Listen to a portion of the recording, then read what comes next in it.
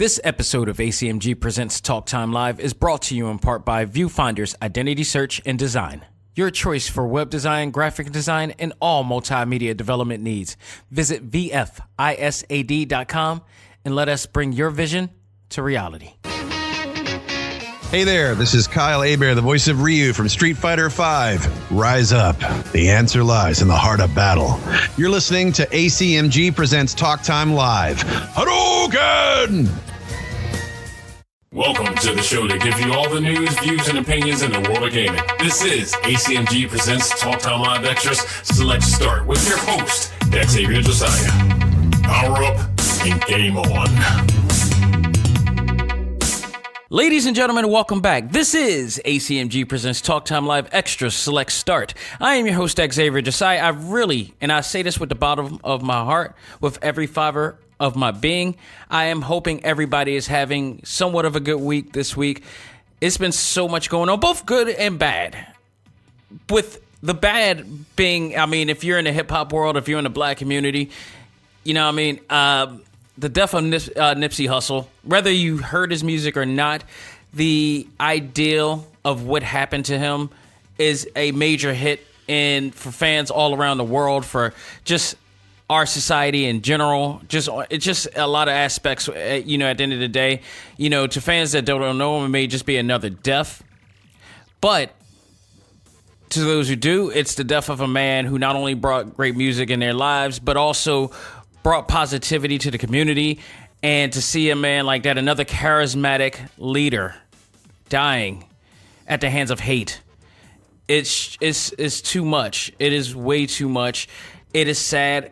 It's scary at the same time when you're supposed to be trying to do right for your life and you're trying to do right for others, and you got people who are trying to come at you the wrong way. People who absolutely aspire to be something better, and they are doing better, and they're doing things really well for themselves. You're always going to have somebody to some level that's going to look at you in a certain way, and it's really sad. And I don't even really think that this is by far not things in the black community, but it's a bit associated with our community in a sense, because of certain aspects of our ideology and stuff like that. But I've seen it happen in other situations as well. It's sad nonetheless, no matter where it's coming from.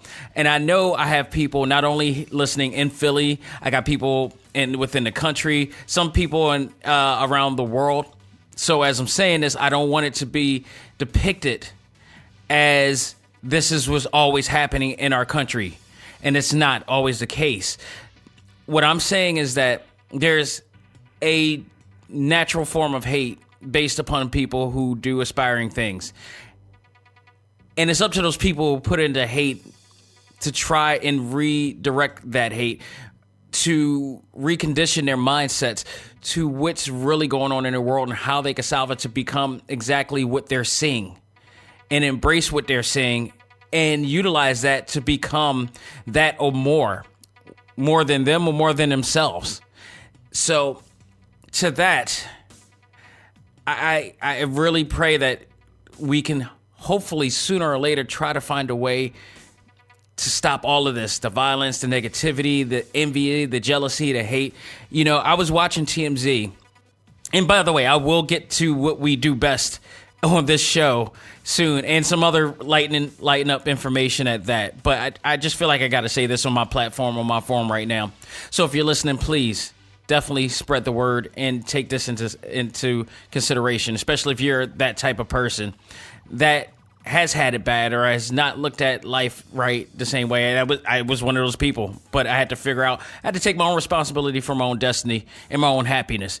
And I knew it wasn't going to be easy to do so, but I worked my ass off, and I'm still working my ass off to make that happen. And now I am the person that certain people or other people in my life are looking at me in that type of way, with jealous and envy because of what I've accomplished so far, which in all seriousness is not really as much as what I would like, but I'm working diligently to do so. And I'm not doing anything nobody can do themselves. And there are hundreds, thousands of people that are trying to do it themselves in this day and age, that are, seeking out to find their true happiness in art. You can do it too. But was watching TMZ. They were talking about it, the other day. T.I. was on there, and I immediately, I so love this dude. I respect this dude. I love his music. I love his mindset. I love his civil rights ideology, if you will, to do what's right. And he's lived that life, but he's lived a better life as a result, and he's learning from that, much like Nipsey did. But he posted something on his Instagram page, about over 300,000 people have liked this, and myself included in seeing this. But we need to have this in our mindset all the time. And it says, sometimes people try to destroy. Let me start over. Sometimes people try to destroy you precisely because they recognize your power, not because they don't see it, but they see it and they don't want it to exist. No, true words could not have been spoken. And that wasn't word. I don't know if that was words coming from him, but the picture was that from somewhere where he got it from, where he referenced from. But he continued it by saying, stuff like that itself. He also, if you go on TMZ, he also just accurately points out the situation of how these situations happen, or why people hate on, people who are being successful. It is on point. Go on TMZ.com. It is on air. You couldn't have said it better. It's stuff that I had to deal with countlessly. It's the reason why I'm doing this podcast by myself, to be honest. It really is. It's like the reason why, sometimes I don't get all the support that I do. It is what it is. We can't live in a world where we embrace positivity. We mute positivity. We embrace negativity in our lives. We see articles and posts all the time on Facebook, and we need to change that mindset. And I think it's because it's not, people feel like that it's not easy to do. It's not. But anything good is not supposed to be. Work for it. It'll be better. We all have to work together. We all have to embrace trust and love for each other. If we do that, trust me, in your heart of hearts, in the back of your mind, you think about this every once in a while. If everybody just worked together, if everybody just stopped being afraid to love and look out for and just trust, I guarantee you it'll work. If we finally got to see a black president, which by God, we've been saying for years, my culture, my community has been saying for years, it ain't happening. Just like they used to say, and I'm sorry to use this as a reference, but this was something that was said in my community all the time. The Huxtables cannot be real. A black woman cannot be a lawyer married to a man that is a doctor. That cannot be real. And even back then, that used to piss me off. I think I was like 11, 12 when I used to hear that on around my neighborhood. And that's the self-fulfilling prophecies that's been brought upon us throughout these years to make us believe that that can happen. And thank goodness we were wrong, or they were wrong, the people who were saying it, because it's happening and people are out there. It's just when you want something to be done, you have to work your ass off for it. And I say it all the time. You got to work hard to have fun. I love what I do on this podcast. I love what I do for my clients, designing for them on behalf of Viewfinders Identity Search and Design. I love making dreams come true, and I love seeing those people aspire to something bigger. I love that. I absolutely love that. We can make that happen, but we got to work hard to make it happen. It's no other way. You're not going to get everything easy. And you can't get mad at anybody who is working their ass off to do what you want to do, but you're not willing to do it. So in essence of that, I wish everybody the happiness and health of their well-being. And if you truly want some, reach out. Think differently.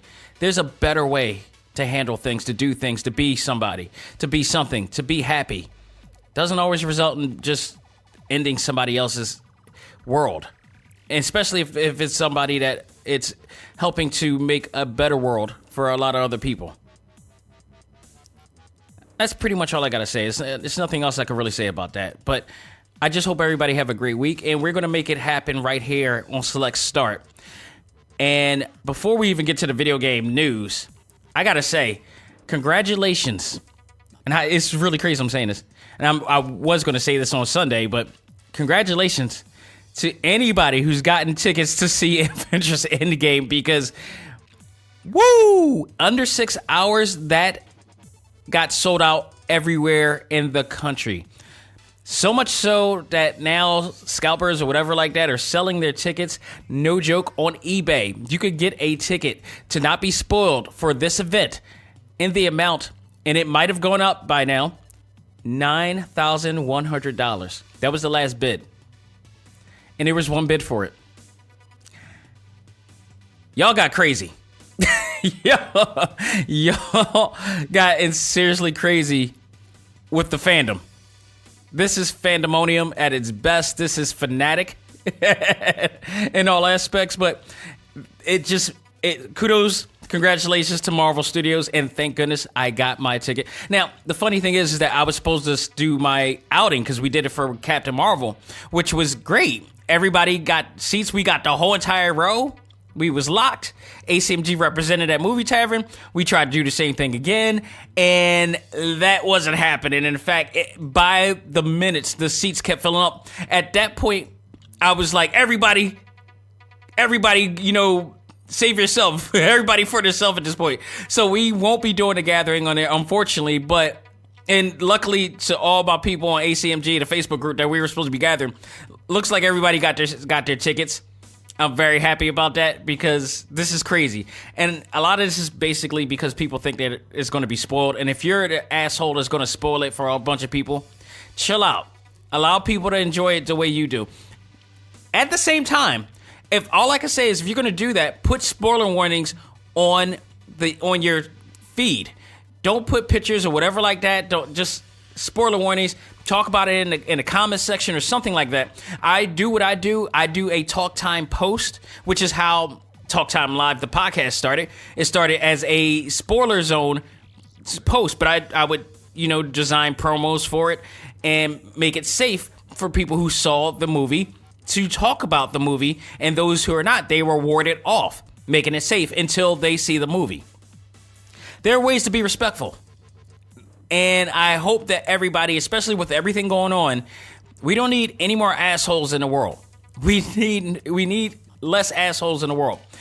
This movie is a much anticipated 10-year in the making movie. Let people have that moment. And that's all I'm going to say about that. Everybody, right here today on Talk Time Live Extra Select Start, we're going to review Darksiders, the WARMASTERED Edition on the Nintendo Switch. I've been playing it. I let you know how I feel about that. Another game that I'm going to talk about too, METAGAL, which I had a chance to play, which I think everybody should check out, especially for the small price that they're asking for, which is outrageous for this type of game. So we're going to talk about that, but we got some news to talk about right now, so let's get on to that. Let's talk about Capcom. April Fool's was this week, as you all know, but there wasn't really too many April Fools. This is the result of what's going on in society. April Fools, there was less April Fool's jokes going on. A lot of that has to do with just how social media and how this society is just so waiting to just go after everything. We can't joke anymore. It's sad. It is really, really sad. This generation is killing everything, and some things should be killed, but it's killing everything that we loved, and that's laughter. Where are we going to find laughter? This new generation thinks that they're so smart in knowing how to weed out everything and trying to be smarter, but you're taking out some of really fun elements about life. Because at the end of the day, it's just all going to be white paper with no expression, no illustrations, no drawings, no color, anything. You're just wiping everything out at this point. But I digress. The day before April Fool's Day, Capcom, and I guess collaboration with the company, the manga group that's responsible for High Score Girl, came out with this really cool game. And it's a browser game. It's an online browser, I guess, Flash game.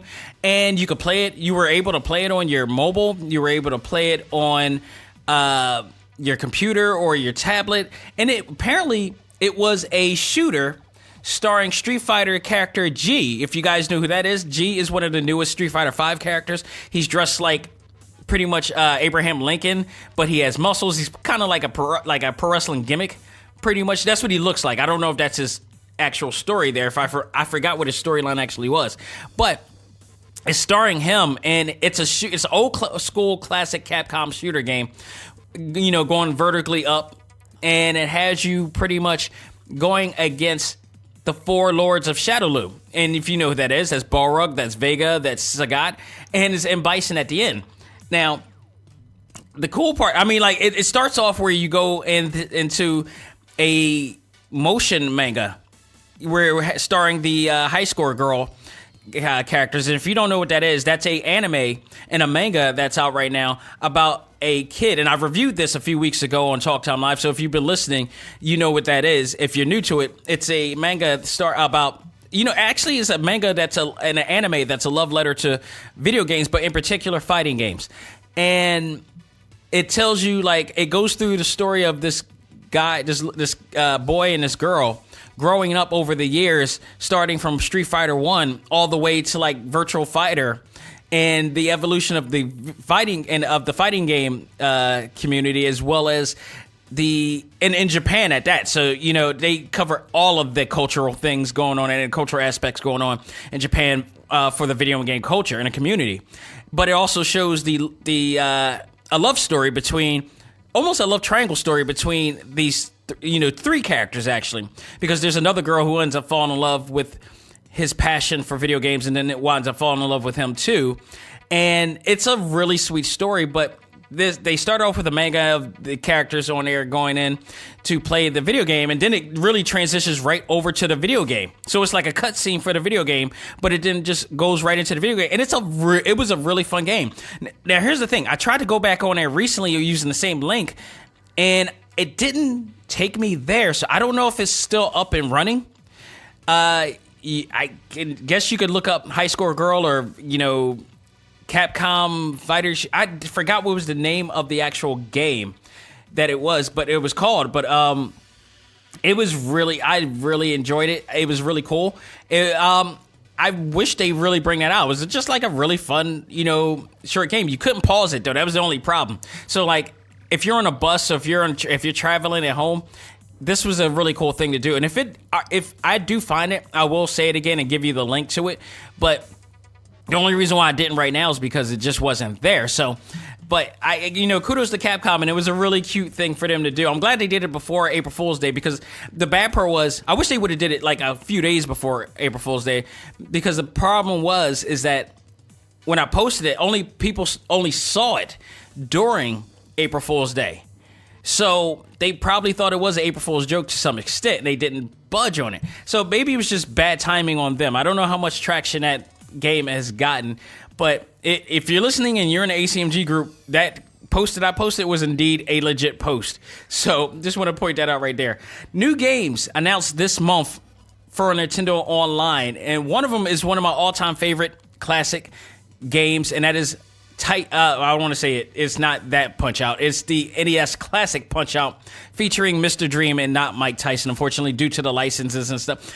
I'm sorry. At this day and age, I need Mike Tyson in all his holiness to go back and talk with Nintendo about bringing that game out. I guarantee, for those who don't know, because they're not old enough to know, Mike Tyson's Punch-Out was a legend of a game. Like, you could play the Mike Tyson, you could play the game now online, but the last guy that you play at the end was once Mike Tyson's, because it was licensed to him, and because he was on there, that game made a ton of cash. But when the license was done, he wasn't allowing them to use his likeness anymore, and they replaced it with some white guy named Mr. Dream, which to this day nobody wants to fight him. Nobody wants to play against him. It's just like, come on, man. We know what this is. It's corny. So, but you get to play all the other guys: Piston Honda, Glass Joe, Bald Bull, Super Macho Man. All the greats. Soda Pop Popinski. Who else? I mean, just so many great characters in there. Tiger. I forgot the rest of his name, but there's so many great. Some people may say racist actors to that extent. Yes, I mean, you could say the same thing for Street Fighter in some cases, but it is what it is. But it was a great game. It was a very fun game. Still is a very fun game. I really hope that they listen to this podcast, and one, and two, that they actually bring this not on like a brand new version to the Nintendo Switch, because I love the last version that they had for the Nintendo Wii. It was very much fun to play. I would like them to rather port that over to the Switch or to give us a brand new version or a remastered version of that, because I guarantee you Punch-Out always makes cash. It's forever popular. They do an excellent job with that game. It's a really fun, not only just a fun game to play, a fun boxing, exaggerated sport game to play, but it also has tremendous replay value. I can't tell you how many times I've gone back to play any of them, whether it was the one for the Nintendo, for the original NES, whether it was Super Punch-Out for the Super NES, whether it was the Wii U version, and so forth and so on. And I would absolutely play this one too. And I'm sorry, the Wii version, not the Wii U. But I would absolutely play this version, without a doubt. So I am so intrigued to see if they're going to do this. I hope this is a means for them to do this. And come on, let's make this happen, man. Let's make this happen. But not only is that game out as well, we also got Super Mario 2, The Lost World. Not Super Mario 2, the actual game, because I believe that's already out on there. But Super Mario World, The Lost Levels. They're calling it The Lost Levels, but in fact, in Japan, there really was a sequel to Super Mario Brothers. And in fact, it is way harder than any Mario game you've ever played. Even still probably to this day, with the exception of Mario Maker, which you could create your own world and make your own, trolling ass level. They have that here. But before that, Super Mario Brothers 2, The Lost Levels is insanely hard. It's for the insanely hardcore. So if you own the Nintendo Online, and be happy that you're not paying, you're renting the time to play that. You're not really having to own that, because if you own that game, I would be fairly pissed, and I will probably not play it as much, because I would probably throw my Nintendo Switch to the wall at this point, regretting everything I've done. And another game coming out is Star Soldier. I've never really played that game. I actually never heard that game. Of course, Nintendo had a ton of library titles in their under their repertoire, and their under the library. Trying to be all hoity-toity here, and so I never played that one, but it's out and it's available as a shooter. And I'm hoping to see more to come. There's a ton of games that I would love to see back on the Nintendo Switch on the online. So I believe Guardian Heroes, but that's not the name of that. It's Guardian something. It was a game where a guy turned into somebody can help me out here. Where a guy can turn into a jet, and then it became a shooter, but then he goes and transforms back into his normal mode. It was like a mech suit or something that he had on, and he would kind of go on a top level type of RPGish type of action platform, much like Zelda or Blaster Master or something like that. And I've always loved that game. Because he had a suit that transformed into a jet. It was awesome. So that would be one of the games I want to see. And another one that probably not Earthbound. I forgot the other one. And this is one where it's a side scroller. And I'm going to get it. I'm going to get it after the show. It was a side scroller, but also it was like a sim type of game where you could create new worlds and Earths and everything. It was really crazy hot. And I love what they did with that. I bet you somebody's going to know what the hell that is too. Or hopefully I'll remember it by the time the show is over, but I know it's not going to happen. But I would love to see some Super NES titles in here as well. So hopefully they will absolutely add that as time goes by, because how much is it going to hurt to add it? And please don't raise the price once you do that, just because you're adding on some 16-bit titles, because I'll be really pissed. Unless you put Teenage Mutant Ninja Turtles Tournament Fighter on there, then I'll be a little bit happy, and I'll be like, all right, you can put in $2 more. That's it. So, right there. For those of you who love Borderlands 3 is coming out. It has been announced and reportedly coming out on September 13th. I've never been a real fan of the game itself, because I believe it's the first-person shooter game. So I've mentioned my lack of love for that in here for the most part. But I gotta admit, I absolutely do love the art style of the game. It always looks ever so good. It looks very like an indie comic style of art that they do for it, the character design, if you will. And that's looking to come out September 13th, so look out for that. I know a lot of people are hyped about that, so stay tuned for that and much more. Let's talk Mortal Kombat talk, people. because Mortal Kombat 11 still coming, counting down to the days, is coming April 23rd, and they just revealed their newest character in the form of a new elder god, or goddess, if you might say, Citrian, and who is a character. She's a elder god who apparently can control elements of the earth. So you're going to probably see fire, water, earth. You know, she's going to be bending pretty much in this whole entire thing.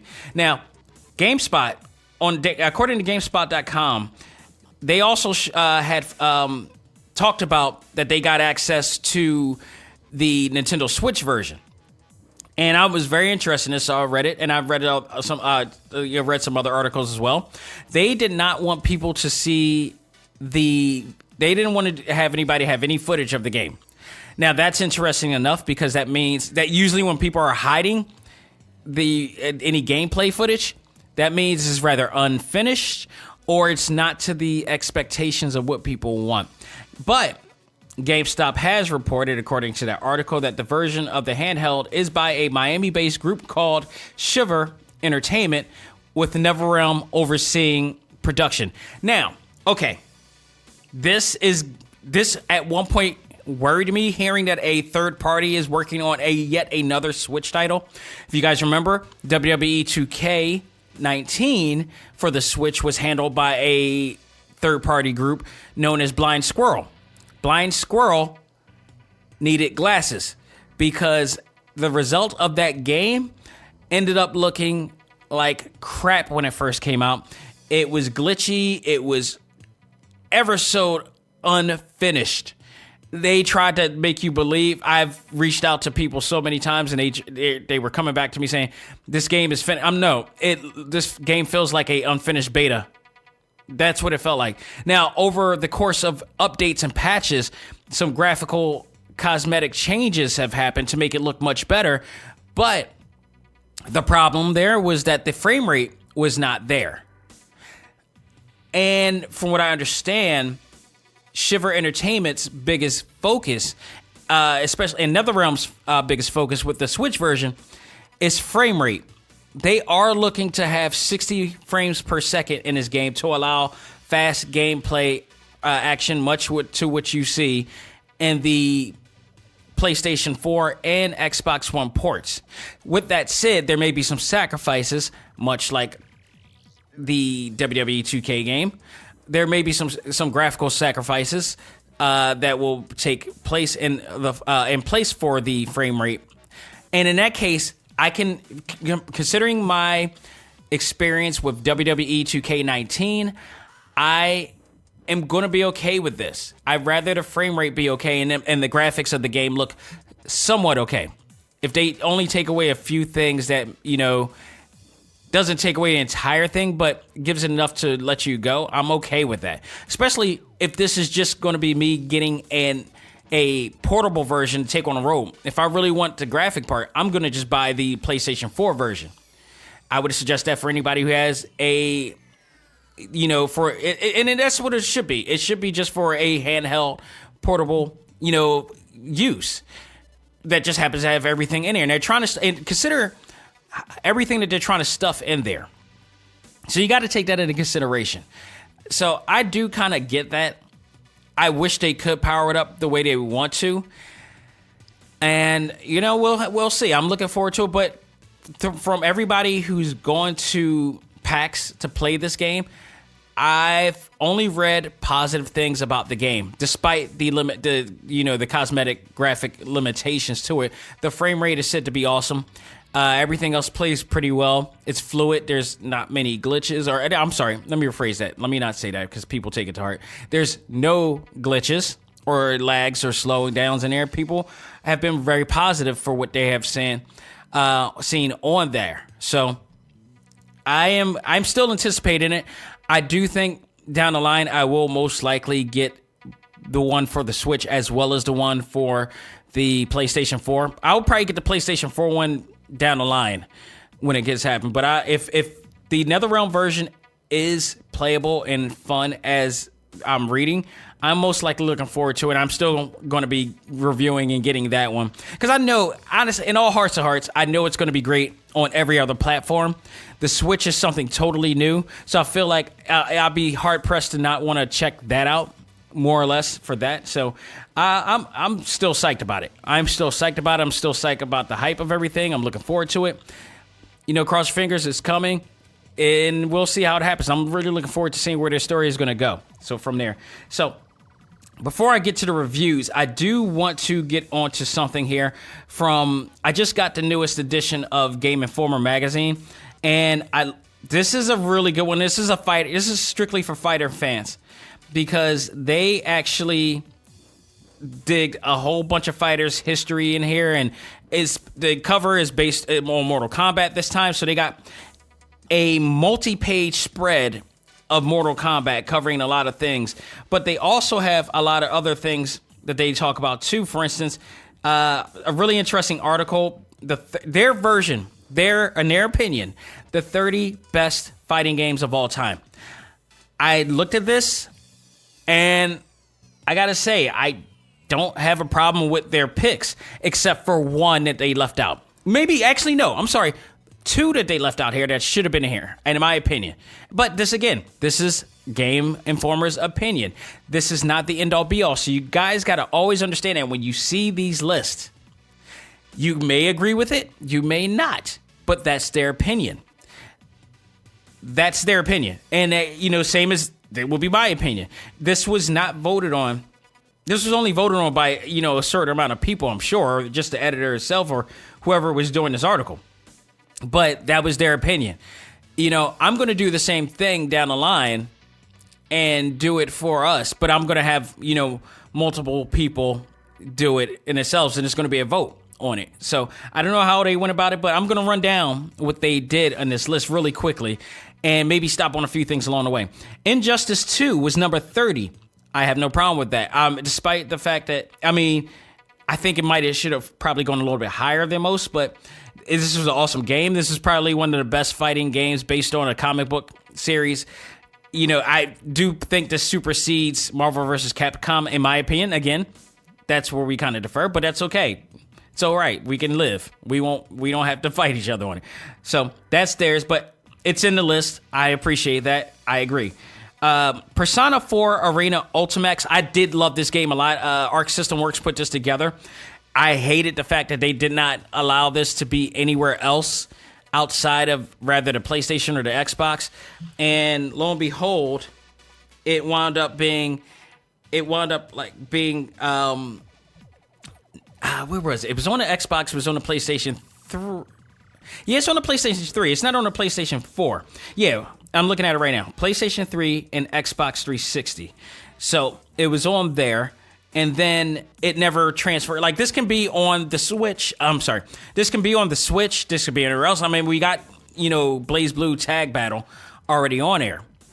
So I don't see why we couldn't have it on there and we couldn't get it together on there to make it on there. Because it's a really great game. Has a lot of great audio. I know people had a lot of problem with Blaze Blue Central Friction because it didn't have the audio story mode that we wanted with the English dub actors and everything. And, but this had it all. I loved it. Absolutely loved it. It has some really fun moments too. So 28, Dead or Alive 4. Yeah, this belongs there. Too much what I think of the game and all this aspect, it does belong there. Blaze Blue Central Friction, number 27. I agree. King of Fighters 13, 26. I have no problem with that. Bushido Blade, much respect to them on that. A lot of people don't know what Bushido Blade is this day and age. Bushido Blade was a fighting game, but the cool part about this fighting game, they felt real about this. Like, you see games with weapons, Mortal Kombat with like machine guns. You see, what is it? Samurai Showdown. You see Soul Calibur, all weapon based. Bushido Blade was weapon based, but if he cut your ass or they stab your ass, you're done. This was just like a one time. The cool part is it's not even like if the character gives you a complete stab through the chest, you're done. But you can also do things like slice a limb, you could take out the leg and they just start dragging. But it doesn't mean that you're almost out, because you could kill somebody while still dragging on the ground. This was crazy. I wish that Lightweight and Square would bring this back in a sense and try to update these mechanics and schematics with this thing to give it a more, like, because I think they could do so much with this right now. This would be absolutely tremendous if they brought this back. And it came out with a sequel after that too. Skullgirls, yeah, I don't have any problem. They did something really cool. This was Cuphead before Cuphead, but Cuphead did it way better, in my opinion, as far as bringing the old retro animation style to life in a way. They did it first, but Cuphead just went so much farther with what they did in here. But it's also a really hard game to play, and they have this game for all the platforms out right now.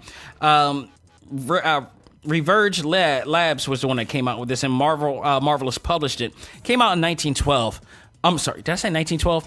Well, the animation looks like from 1912. It actually came out 2012 from there, but it is a really ambitious fighting game. Not one of my favorites at the most, but people like it. It does have its core audience, so from there. Killer Instinct 23, much respect to Rare and Nintendo at the time. We got Tekken 3. I'm not going to deny that. I played the living hell out of Tekken 3, especially if you played the PlayStation 1 version, because they had Tekken Force Mode. They had the manga character Gon in there. It was such a fun title. Such a fun title. I wish they would bring that back out too. Number 21 is Soul Calibur 6, which is the one I really wasn't feeling that came out last year. I mean, they could have done a lot more for that. So if you got it, I would replace that with something else, to be honest. Mortal Kombat X, absolutely love this game. I mean, NetherRealm and Warner Brothers took it so far with storytelling and everything. That's why I'm so hyped for 11, which is coming out in a few weeks. Ultimate Marvel vs. Capcom 3, absolutely loved it. Not only were you able to play this on the PlayStation 4, the Xbox One, PlayStation 3, they also had it for the Vita. And it was a perfect port on a Vita. So much love for them there. 18, Street Fighter Alpha 3, one of my favorites. If you really want to put it, Street Fighter Alpha 3 Max gave you so much more on the system, but it was out on multiple platforms, came out for multiple years, released in 1998 by Capcom. You can't deny it. Cannot deny it. In fact, if you have the 30th anniversary collection, man, you're in for a treat. It's an awesome game.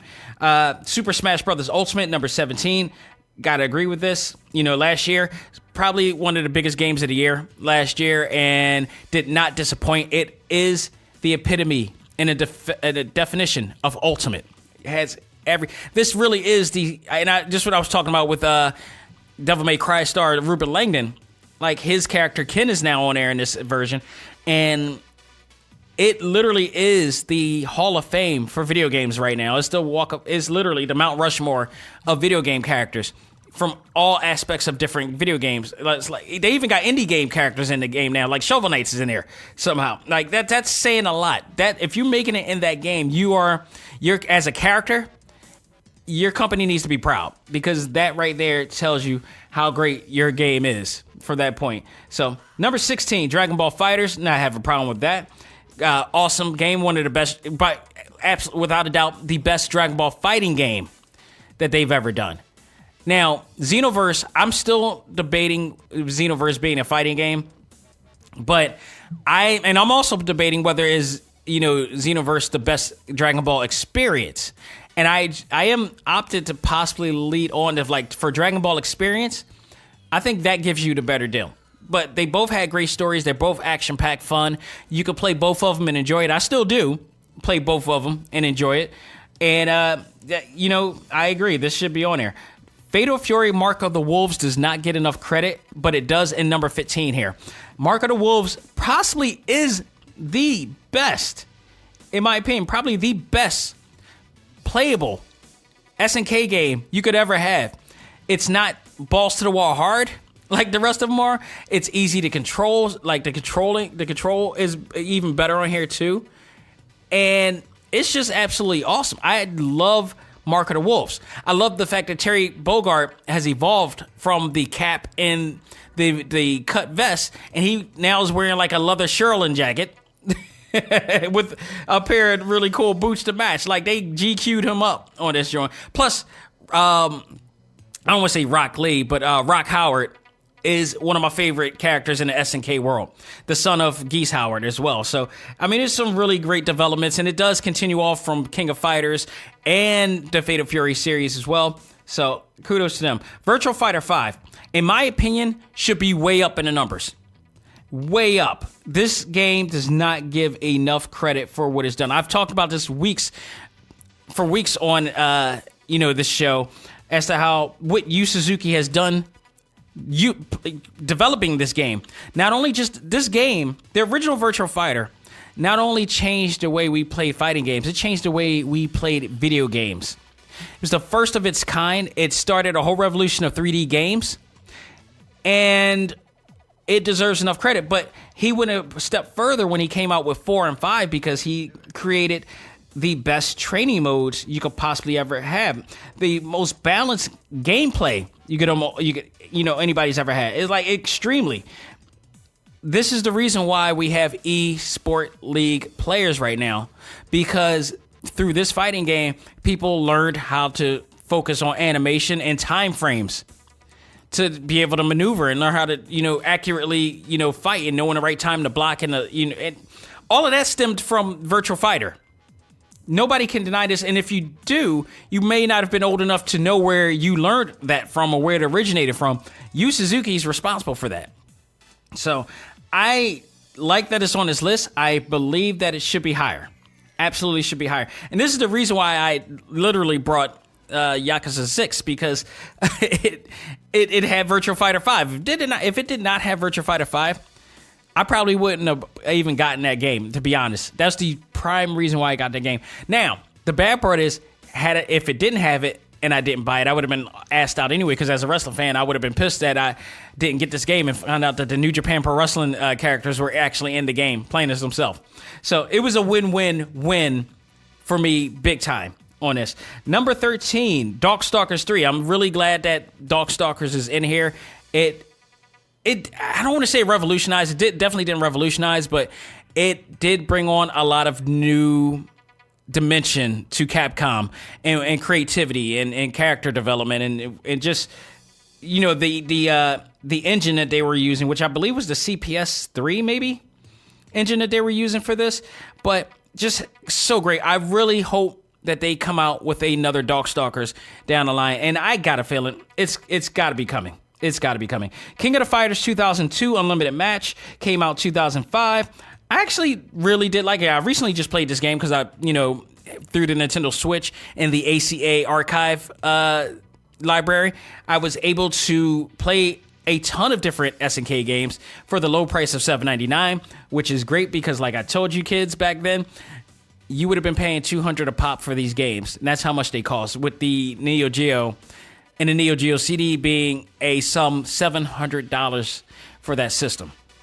It was the most expensive system at the time, and at the same time, it bombed because it was the most expensive system of all time. Like, not many people, if you owned a Neo Geo, you were pretentiously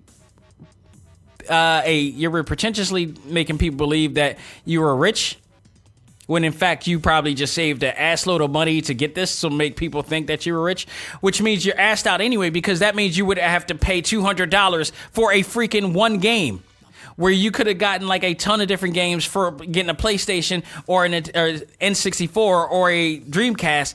Could have got like 4 games for that. Asshole.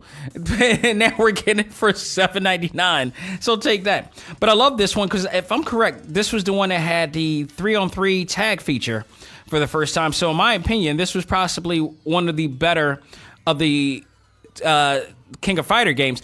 But it wasn't, to me, it wasn't based on the actual, the story, the saga was the Ness saga, and I wasn't digging the Ness saga like that. It didn't really appeal to me as much as like the Orochi saga did in there. And I'm really mad because I think 97 is not on here, and I think King of Fighters 97 deserves to be in this list. Again, this is Game Informer's opinion, not mine. I would have put that on there, but I'm not mad at what I'm seeing here. because it was a great game. It really was. Capcom versus SNK 2, Mark of the Millennium 2001. Damn it, we need this on every single platform. I own it on the PlayStation 3. I have not played my PlayStation 3 in a long time, and one of these days maybe I will, but it requires a lot of hookup and all stuff like that, and I don't even know if my TV can handle the AV wires at this point. You know, there's no HDMI wires. I might have to get a converter or a universal converter in order to play that system again. I don't know.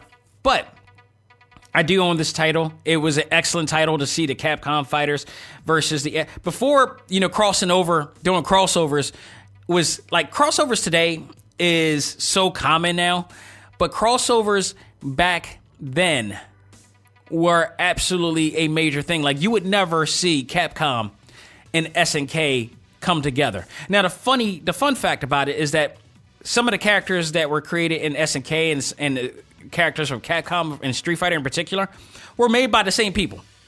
So that's the end game of that whole thing. It's like all of their creations is coming into one based on two companies, which is awesome. But you would never see the light of day of two companies working together at the time. This was historical at the time. This was like, I guess, if you see Coke and Pepsi make a soda together. If you see Nike and Adidas make a shoe together. If the WWF at the time worked with the National Wrestling Alliance for the first time. Like, none of these people would even acknowledge each other back then.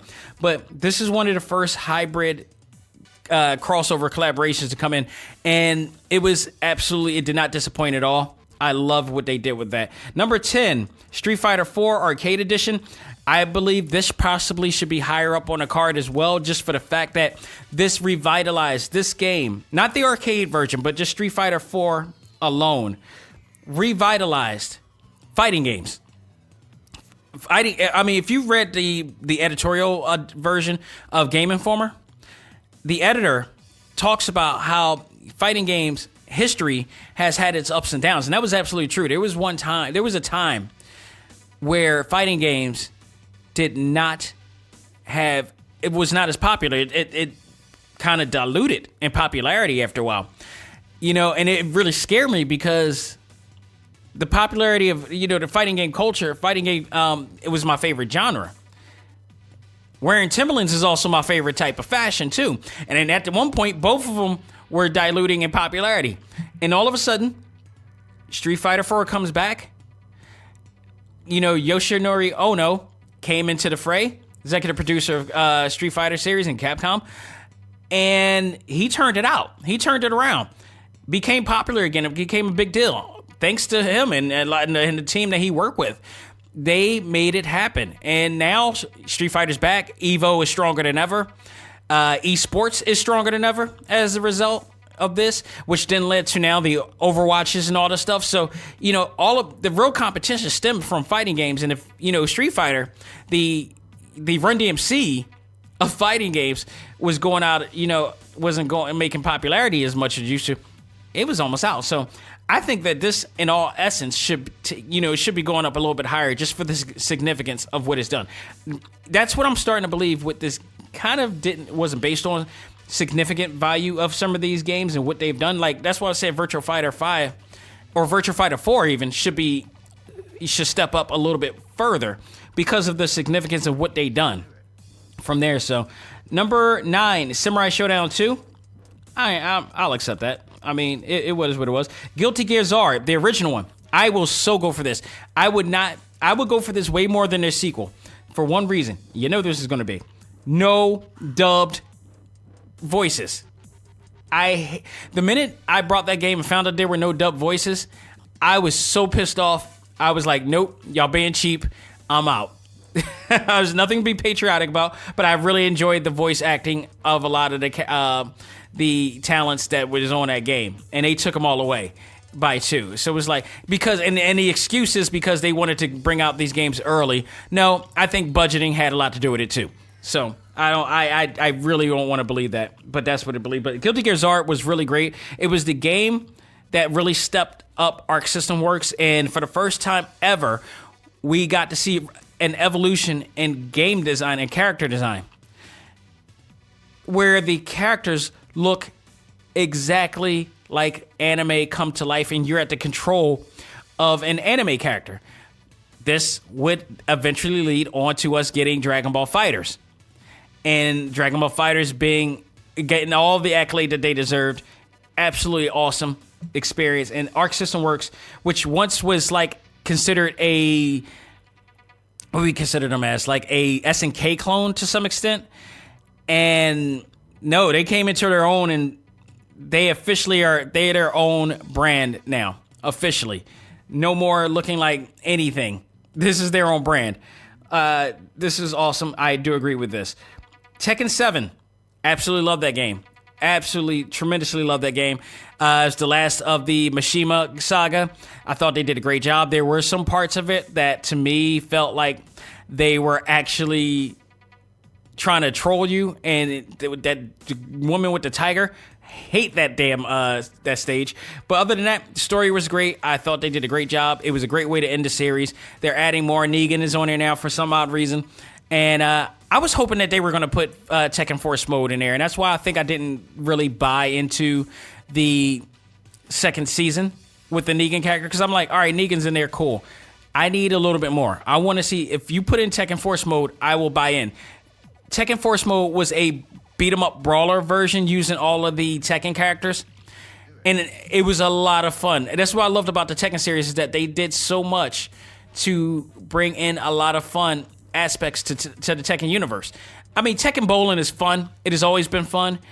But Tekken Force mode was just brought another replay value to the game. Way more replay value than Tekken Bowling. So that's what I want there. Number 6, Marvel vs. Capcom 2. Absolutely cannot deny this. This deserves to be, in my opinion, in the top 5, because this is one of the premier tournament games in EVO in here, and this was one of the most competitive games that they have ever come out with in the fighting game history here. So I have no problem with that being the 6. But number 5, Soul Calibur, have no problem with that. That really stepped up the game too for Namco, which was Namco only at the time and not Bandai Namco. And it came out in 1998, and it also helped the Dreamcast, the popularity of the Dreamcast, get where it was to this day. Because that was one of the biggest sellers in the Dreamcast era for Sega at the time. And, you know, this was at the time when I was like, wow, Sega really has something here. I think they're really going to be here to stay. And they, for some reason, just put up the red flag. Now, take note, this was also out on the iOS too. And I still own this. I don't think that they're allowing us to play that game anymore for some reason, which was sad. Because it did really, for what it's worth, it really did play pretty well on the on your iPhone. So I don't know why they decided to stop working on that, but I wish they would bring that back, because I did pay for it. Damn it. But number 4 is Mortal Kombat 2. I absolutely agree with this. This should be in the top 5. Have no problem with this. This stepped up from what they did at the beginning and added so much more to the genre. Nothing wrong. This is, again, Ed Boon, but this was John Tobias along with it. I still need to know what happened with John Tobias. I don't know to this day. I need to research that, because I know he is doing something. I remember watching the Game Awards one year, and he did a Gillette commercial starring him, and it was like, this is what you're doing, and Ed Boon's revitalizing the series that you guys put together. I don't get it. I'm desperately, I am going to go out to find out what the hell happened with him. Because at the end of the day, it was like, what led you to leave what is happening now? Because what's happening now is insane. And Ed Boon is really making a ton of money and popularity with this game now. And it really kind of showed who's the Eric Sermon of the bunch. And if you guys know who Eric Sermon is, you're not a hip-hop fan. So, and if you do, you know what I'm talking about when I say you're the Eric Sermon of the bunch. There, so that's all I'm going to say for that. Number 3, Street Fighter. Oh, wait, you know what? I'm not going to argue this anymore, because I didn't see that. I didn't see this. Super Street Fighter 2 Turbo. Okay, I'll accept this. I'll absolutely accept this. I would have probably said Street Fighter 2, period, but they're saying the best fighting games of all time. I'm thinking the most historical of all time, because it was Street Fighter 2 that really started all of this. And it was Street Fighter 2... Or was it Street Fighter 2 Turbo? One of the... Actually, no, it was this one, wasn't it? It was actually Street Fighter 2 Turbo. Or the new... one of them was the one that had Akuma on there, or what we thought was Akuma, thanks to EGM, Electronic Gaming Monthly, which led to people spending like $10 million in quarters of April Fool's joke. And again, God, do you imagine if this came out now and somebody tried to pull that? You know how pissed off people would be because of that? Oh my God. Or we would never have that. I can only imagine. April Fool's back in the day was all that. And April Fool's helped bring Akuma. You guys got to remember this. Like, if not for EGM putting up a Photoshop version of what they believe was supposed to be Shenlong, Akuma would not exist at all. You know. But Super Street Fighter 2 Turbo might have been the game that kind of done that. But this was the Evo. This was the one that people were competing at Evo, nonetheless. So this deserves it. But this Street Fighter 2, any variation of Street Fighter 2 deserves to be in the top 5, bar none. Super Smash Bros. Melee, which I don't agree with at all, should be at number 2. No, this should not be in there at all. I don't understand why the Melee is on there, when Ultimate, in my opinion, is way better than Melee. Again, Game Informer's opinion, not mine, and that is okay. I'm also trying to tell myself that as well. But they put Super Smash Bros. 2 Melee on there. It was all of the Smash Bros. Games are great. All of them are great. That's no denying. But Ultimate, how can you deny Ultimate being way back where it was and not in number 2? I would have switched it. You got so many more characters coming, and more to come. You got a story mode for the first time ever, a legit story mode. So much more things to do. You got a whole library of songs from different games. That's really crazy. And number 1, they chose Street Fighter 3 Third Strike. This is, I'm not mad at this. This is very interesting. But when you really put it down, Third Strike was kind of a failure in a sense that it wasn't as popular as the Alpha series, nor was it as popular as 2, and that might have possibly been because it was during the transition of a new era in video games, and that could have possibly been at 2. And I know this was a very competitive game to play, especially with the parrying. The parrying was a big deal.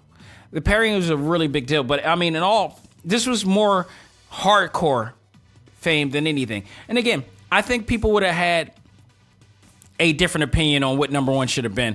And this is going to be one of those things. I'm going to utilize this list and add more to it because, in my opinion, Rival School should have been in here, in my opinion, too. There's a ton of games that should have been in here, fighting games that should have been in here, in my opinion, but Rival School should have been in here as well.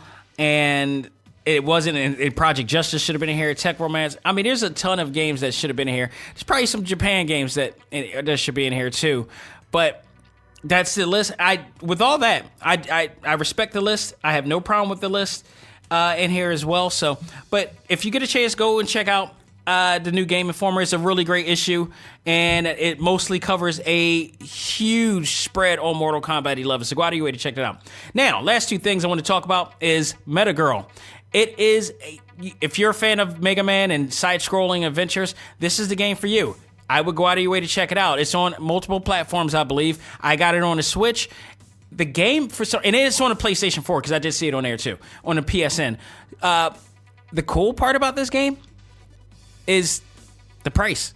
The price right now, I think they took 20% off of only $5.99, so it was like $3.99 or something like that. When I got it, I don't know why they did it, because it was already really cheap to get already, and they made it more cheap at its release date. And I don't think they needed to do that, because for what it's worth, if you're a Mega Man fan, you will like this game. It's a very competitive Mega Man style game, starring a female character, kind of in the essence of Mega Man. Same things happen. She gets her own powers from beating other enemies. I mean, it's just formulaic Mega Man, but it's another design. The character design looks really well. The sprite designs looks really cool. It's a full game. And I don't understand why to this day. I forgot who the company was that actually put it out, but it's out now. I would highly recommend it if you want something different. If you love the Mega Man side-scrolling action adventure games, that's a great game to get for the price that they're asking for. Even if it goes back to full price, it's like $5.99. You can't beat that. I thought the game was a game that should have been a little bit more, maybe like $7.99 at least for what they were, because it is one of those old school retro games. So it's a sweet, gameplay. I really don't understand why they made it that low, but go out of your way to check it out. METAGAL. It's out right now on the PlayStation Network. It's out on the eShop, which means I guarantee you that is also on the Xbox Live, and you can go to the Xbox, store and get it from there as well. So it's awesome. It's a pretty awesome game. I think they didn't give themselves enough credit to do it. I don't know why. Hopefully, if I can reach out to them, maybe that can happen. So, but the last thing I do want to bring up is my thoughts and review on Darksiders, the WARMASTERED Edition on the Nintendo Switch. Now, fun fact. I own Darksiders 3, and I've played my Darksiders 3 on the PlayStation. I believe I have it for the PlayStation 4. I believe I do. I absolutely believe there's some games that I have that have not played or even downloaded on my system yet, to be honest. But I believe I do have it on there, and I've never really finished it. But I've played it enough to okay, this is a God of War clone, obviously. There's nothing wrong with that. If you go by a formula, why not go by the best? I'm talking about you, DC Films, but I digress. That's a whole other thing. But it plays on the God of War formula. To some extent, it has some QTE, deals. It's an action fighter. Beautiful. It is a lot of beautiful things about it. But here is the original Darksiders. So I've never played this one in particular, but I got to tell you, this port, I'm playing it on. I've always played my Nintendo Switch on handheld, and I think that's an important thing to do. I mean, it's always going to look good when it hits on the TV version, on the TV version of it, because the frames go a little bit more. Some of it goes from 30 to 60 frames per second. But when you put it on the handheld, it is what it is. So I'm playing it on the handheld version, in handheld mode. It plays beautifully. I love it. The gameplay is very familiar with the God of War style, which I love. And if you love the God of War games like that, you're going to love this if you've never played. This was a successful series, but this was also a cult following. I don't think it got nearly the success that it probably should have, but a lot of it had to possibly be because it was overshadowed by God of War and other games like God of War. But this had a core following with it as well. The gameplay I love. It's very easy. Unlike God of War, you have a different button for a different weapon. So, you got one button instead of just using one, with all three buttons for one weapon style. You got one button that's using, once you retrieve the actual weapon, you have one for sickle, one for the actual sword, and another one for a kind of a boomerang like blade, like Kroll, like the movie Kroll, if you're old enough to know that actual movie. So I like that aspect because you could switch combos around using all the weapons and everything as you're going around. And you're playing as War, who is one of the four horsemen of Apocalypse, and they have their own story going on there. So the maps, I do think it's somewhat easy to navigate. So I thought that was really cool after playing Kingdom Hearts 3, which I felt was a waste of time, and it just led to some convoluted, traveling. that took hours of play to go. But at least here they have markers where you could go out and find where you need to be. So I was, after playing Kingdom Hearts 3, I was very appreciative of that. They have a lot of cool weapons and upgrades on here, which I absolutely like. Fantastic art style. The art style I love more than anything, mostly because it reminds me of the 90s boom period of comic books. And the comic book art style was like these extraordinary, outrageously proportioned characters. And War plays up that whole thing. His eyes and pupils are just all lights. I love that art style. It's like that Jim Lee, that Tex art style, the screw you guys, it is what it is, the Rob Liefeld art style that you have here, and it's just awesome. I absolutely love it. Takes me back. Mark Silvestri, all of that. It takes me back to that art style. I don't know who is the artist of that style, but definitely that person was a fan of the art style that we loved growing up in the 90s boom period. One of the hottest comic book eras ever. So hot that people have purchased in-game at a record time. In-game based on the 90s, Infinity Gauntlet. So there you have it. So along with that, you got phenomenal actors in this game. You got Kyle Baker actually playing as War. You got Mark Hamill playing as his kind of a shadowy character that he plays with him, and a horde of other great characters in this game, talented actors in this game as well. And it plays, again, very well on the handheld. So I love it. I'm still playing it right now. I'm enjoying it. Just the attention to detail in the game, even in handheld mode, is awesome. The colors, the lighting, none of that is taken away. The frame rate is not taken away. I absolutely enjoy this game. I had a hunch I was going to enjoy this game when I found out they had it in here. And I'm all for it. I'm all about it. If you own a Nintendo Switch, maybe have never played the Darksider series, this is a great introduction for you, and you could take it out on the road as well. I love it wholeheartedly, and I think you should check it out. If you own a Nintendo Switch and have played Darksiders, why not get it and take it on the road? Remember what you played. Enjoy it. I have games that Bayonetta. I've played Bayonetta before, and I still enjoy that game to this day. And played it on handheld. I just love playing these really high quality games on a handheld system. So for that, I give it an A. Go out of your way to check that out. Ladies and gentlemen, that will do it for this edition of Select Start. Thank you guys so very much for taking the time of your day to listen to me rant about the world of video games and much more. This Sunday, actually, all right, let's go with this Sunday because next week, it's going to be something special. Another exclusive coming this week. This Sunday, tomorrow actually, I'm going to see Shazam, starring Zach Levy, as well as more crazy news going on in the world of A.C.M.G. So I'll be reviewing that game and just talking about a lot of other things. The in-game trailer, still talking about a lot of what was going on with the sales, stuff like that. A lot of news coming in as that as well. So I'll be doing that. The exclusive that I have next week is going to be very special. I talked about this game last week.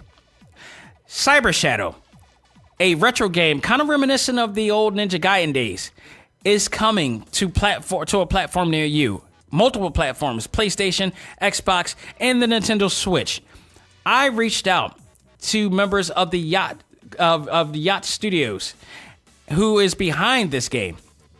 And they will be on the show to talk about this game coming soon and much more. I'm really interested in this project, how long it took them to do it, and went into it. How did they start their, company, and what should we expect from this game, and much more coming down the line. And what was some of the the influences into this? So we're gonna get down on all that this week on Talk Time Live exclusive. So you're gonna get an extra episode this week, along with another Select Start next week, because as I said, Dragon Ball Heroes World Missions comes out tomorrow, which is why it's not going to be reviewed today, along with another game that came out today. It came out just before I started this game, and it's called The Friends of Ringo Ichikawa.